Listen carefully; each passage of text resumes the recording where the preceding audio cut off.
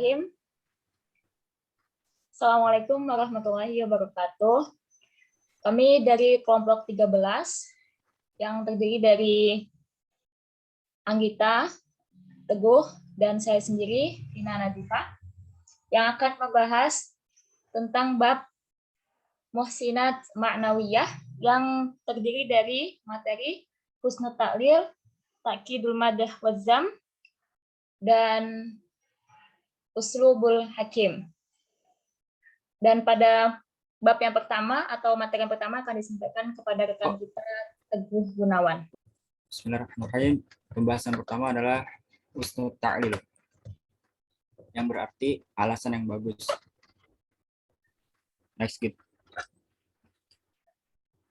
Husnul Ta'lil adalah pengingkaran dari seorang sastrawan, baik secara terang-terangan maupun terpendam, tentang suatu peristiwa yang telah dikenal umum atau suatu peristiwa yang sebenarnya.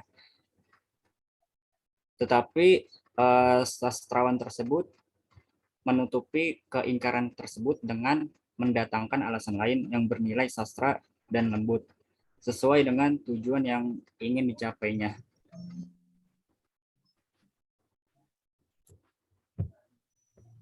Contohnya itu yang pertama, wa makul fatul badril muniri qadimatan walakin naha fi wajhihi asarul lawqami, yang artinya bintik-bintik hitam itu pada bulan purnama yang bercahaya itu bukan ada sejak dulu, akan tetapi pada muka bulan itu ada bekas tamparan. Nah, pada penjelasannya Abul Ala meratap dan berlebihan menyatakan bahwa kesedihan terhadap orang yang diratapi itu mencakup banyak peristiwa alam. Oleh karena itu, ia mengatakan bahwa kata pada bintik-bintik hitam yang terlihat di permukaan bulan itu bukanlah muncul karena faktor alam.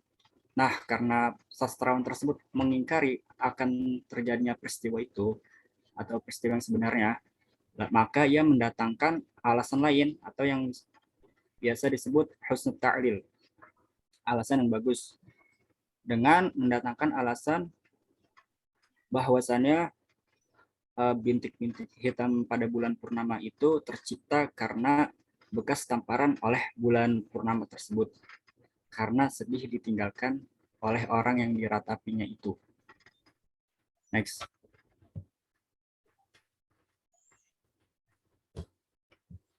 Contoh yang kedua yaitu ma qassirul ghaithu an misra wa turbatiha tab'an walakin ta'addakum minal khajal, yang artinya hujan tidak berkurang di Mesir dan sekitarnya karena faktor alam, tetapi karena ia banyak menanggung malu.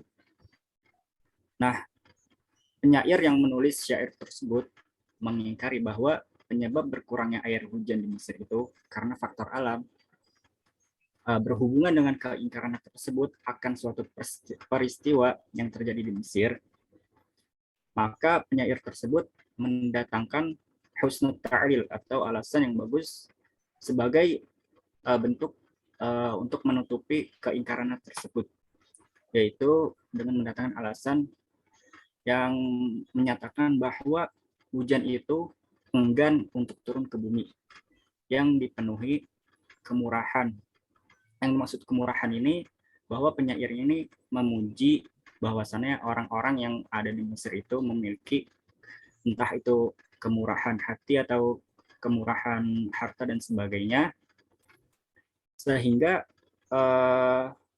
penyair ini mengungkapkan bahwa hujan ini tidak mampu bersaing dengan kemurahan dan pemberian oleh rakyat-rakyat Mesir tersebut, sehingga air hujan itu enggan untuk turun ke Mesir dan sekitarnya. Next. Oke, baik, terima kasih. Selanjutnya pada materi yang kedua yaitu membahas Ta'kidul Madah bima yusbihul dzam, dan lawannya yaitu Ta'kidul dzam bima yusbihul madah. Next. Yang artinya dalam bahasa Indonesia adalah memperkuat suatu kata pujian dengan kata-kata yang menyerupai celaan. Dan sebaliknya, memperkuat celaan dengan kata-kata yang menyerupai pujian. Next.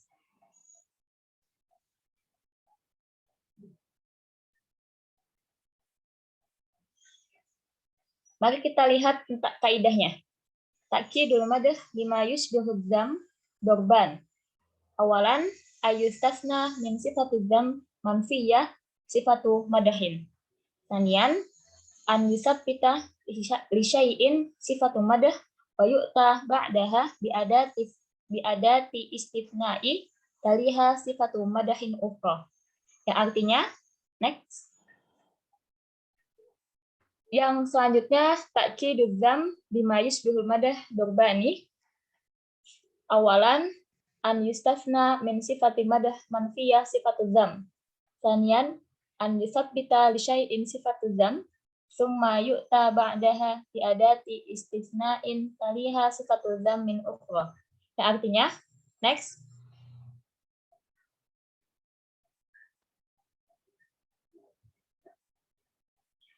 Ya, artinya yang pertama yaitu menguatkan ta'kidul madah bima yushbihu dzam, menguatkan pujian dengan menyerupai kata-kata celaan. Itu jenisnya ada dua. Yang pertama, mengecualikan sifat pujian dari sifat celaan yang dinafikan atau ditiadakan. Yang kedua, menetapkan sifat pujian bagi sesuatu yang mana setelah itu mendatangkan huruf istifna atau huruf pengecualian yang diikuti sifat pujian yang lain. Kemudian kaidah yang kedua, next. Lawannya yaitu menguatkan celaan dengan kata-kata yang memuji, yang mana ada dua macam. Yang pertama, mengecualikan sifat celaan dari sifat pujian yang dinafikan atau ditiadakan. Yang kedua, menetapkan sifat celaan atas sesuatu, setelah itu mendatangkan huruf istifna atau huruf pengecualian yang diikuti sifat celaan yang lain.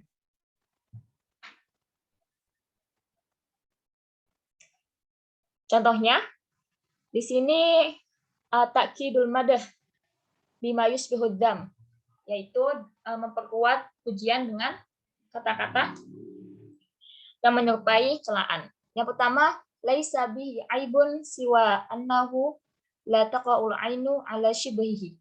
Tidak ada cacat padanya selain bahwasanya mata ini tidak akan melihat orang yang serupa dia.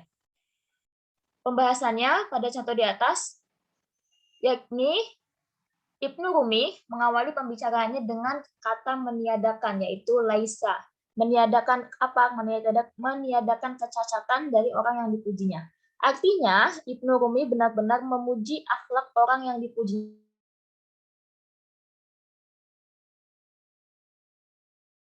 melainkan sehingga seolah-olah dengan huruf istisna tersebut ada akhlak pada diri yang dipuji. Ibnu Rumi tersebut yang dikecualikan. Otomatis dalam artian tersebut ada sedikit akhlak yang tercela pada diri yang dipuji Rumi tersebut. Tetapi kalau kita perhatikan kata-kata Rumi selanjutnya pada contoh di atas tadi justru malah mengecoh pendengar atau pembaca.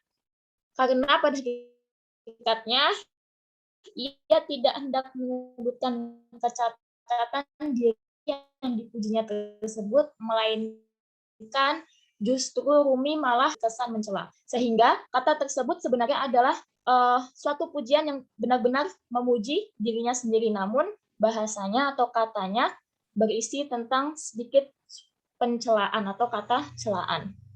Begitupun sebaliknya, next, la husna fi manzil illa annahu mudlimun dhaikul hujurat. Ya, artinya tidak ada keindahan di rumah, hanya saja gelap dan sempit kamar-kamarnya. Maksudnya di sini adalah kebalikan dari ta'kidul madah, yaitu ta'kidul dzam bima yushbihul madah, yang mana di sini penyair mengawali pembicaraannya dengan kata meniadakan, yaitu la, meniadakan apa? Yang meniadakan pujian dari sebuah rumah, yang artinya penyair di situ benar-benar mencela rumah tersebut.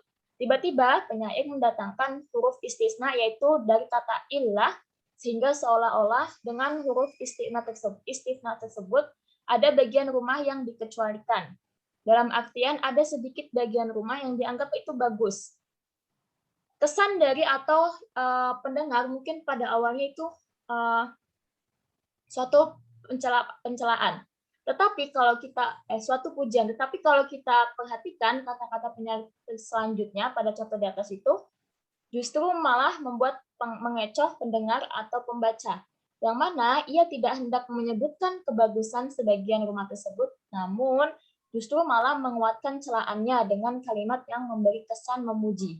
Sehingga pada contoh tersebut, penyair di atas benar-benar mencela rumah tersebut, namun dengan menggunakan bahasa atau kata-kata yang isinya atau dalam konteksnya itu memuji.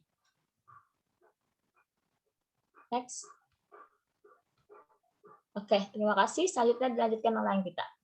Baik, pembahasan selanjutnya yaitu uslub al-hakim yang berarti gaya bahasa orang yang bijaksana. Dalam ilmu balaghah sendiri, uslub al-hakim adalah melontarkan pembicaraan kepada mukhatab atau orang kedua atau lawan pembicara, pembicaraan yang tidak diinginkan, dengan memahami atau membelokkan pembicaraan kepada masalah yang tidak ia maksudkan.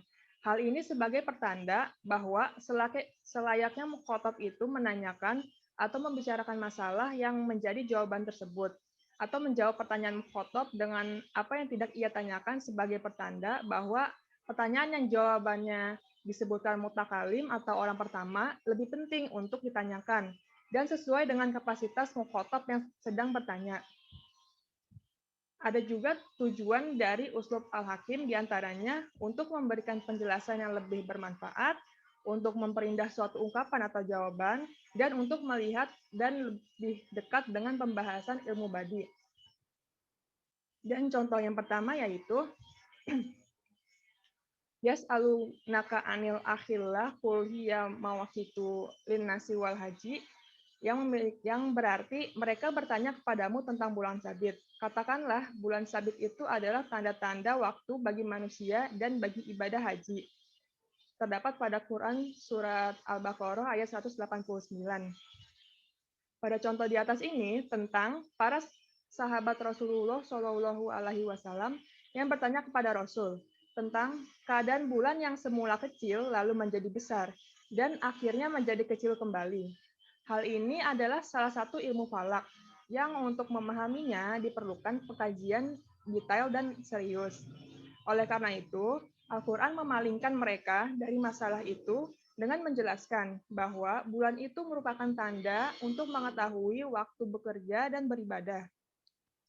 Hal ini merupakan isyarat bahwa sebaiknya mereka bertanya tentang faidah ini, juga menunjukkan bahwa pembahasan ilmu harus sedikit diundurkan hingga suasana menjadi mantap dan kekuatan Islam tidak tergoyahkan. Contoh yang kedua adalah Kila li syakhsin haramin kam sinuka fakola ini an amubil afiyah, yang berarti seorang kakek tua ditanya, berapa usiamu? Lalu ia menjawab, aku merasa senang bisa sehat. Pada contoh di atas ini, si penanya bertanya kepada kakek itu tentang usianya dan kakek tua itu memberikan jawaban dengan hal yang tidak diharapkan oleh si penanya. Malahan ia memberikan jawaban lain yang berhubungan dengan kesehatannya. Seolah-olah kakek itu mengingatkan bahwa masalah yang terpenting baginya bukan jumlah usia, tetapi kesehatan yang dapat membuatnya bahagia. Baik, segitu saja dari kelompok 13. Kurang lebihnya mohon maaf. Terima kasih. Wassalamualaikum warahmatullahi wabarakatuh. Waalaikumsalam.